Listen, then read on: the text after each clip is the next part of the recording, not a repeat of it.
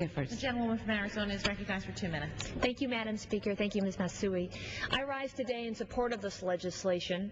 I was pleased to join with my Southwestern colleagues, Dina Titus and Martin Heinrich, to offer an amendment to this bill, which is now part of the manager's amendment.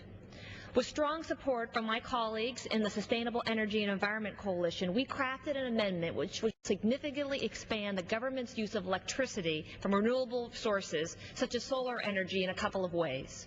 First, it extends the allowable period of time for which federal agencies may sign public power agreements from 10 years to 20 years.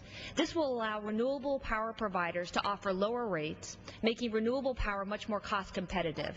This is going to promote the installation of renewable power projects from government buildings and military installations across the country. In my district, Southern Arizona, both Fort Huachuca and Davis-Monthan Air Force Base are looking at installing solar projects. This time expansion from 10 to 20 years, this provision is going to be a significant benefit to these projects and other projects across the country. Second, the amendment will establish a target of 20% renewable electricity for all government agencies by 2020.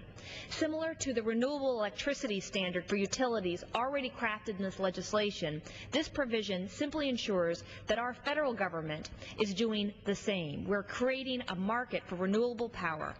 As an enormous consumer of energy, particularly the Department of Defense, the federal government can have a significant positive impact by modifying its procurement process to support emerging technologies in this way.